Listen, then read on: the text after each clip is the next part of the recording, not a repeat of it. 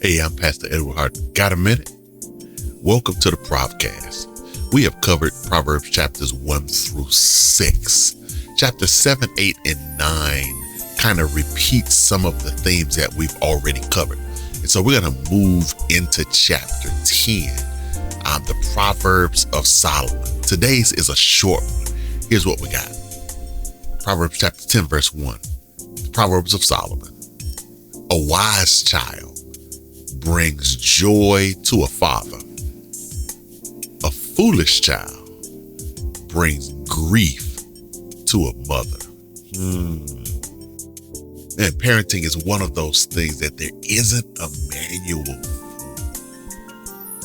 But whatever we do in this most important job, our work will show up later. It is so important that we pour the very best into our kids, not just in what we say to them, but the example of what we lived before them. The reality is that our children don't so much follow what we say, but in a lot of ways, they become who we are. And so we've got to pour good stuff into them.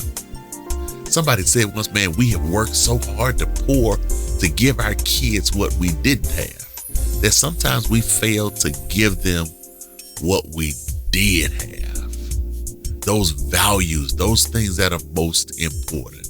You may say, preacher, man, I've done the best I can, and I still don't see it.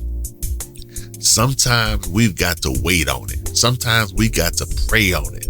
Sometimes they've got to go over that fool's hill and come on back.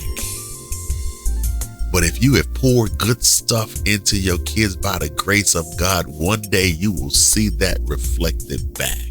The stuff we put in our kids is worth it.